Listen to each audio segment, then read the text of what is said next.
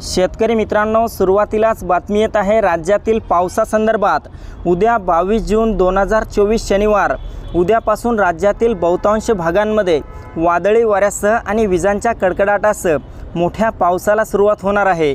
तर मित्रांनो, जाणून घेऊया हवामान खात्याने राज्यातील कोणत्या भागांना उद्याच्या दरम्यान मोठ्या पावसाचा इशारा दिलेला आहे याविषयी।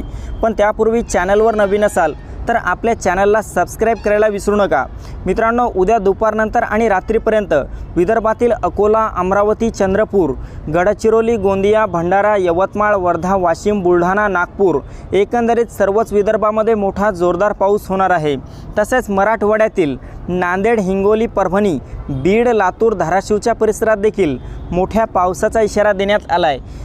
छत्रपती संभाजीनगर आणि जालन्याच्या भागात मात्र ढगाळ वातावरणासह हलका ते मध्यम स्वरूपाचा पाऊस होऊ शकतो। तसेच मध्य महाराष्ट्रात पहिल्यांदा पुणे, सातारा, सांगली, कोल्हापूर, सोलापूर, अहमदनगरच्या सर्वत्र परिसरामध्ये आणि संपूर्ण कोकण पट्ट्यातील मुंबई, ठाणे, पालघर, रत्नागिरी, रायगड, सिंधुदुर्ग, राजापूर, सावंतवाडी, कल्याण, डोंबिवली, वसई विरार, दापोली या सर्वत्र परिसरामध्ये ढगाळ वातावरणासह आणि वादळी वाऱ्यासह हलक्या ते मध्यम पावसाचा इशारा आहे। मित्रांनो, उत्तर महाराष्ट्रात पाहायचे झाले तर उद्यापासून पुढील 2 दिवस हलक्या ते मध्यम पावसाचा इशारा आहे।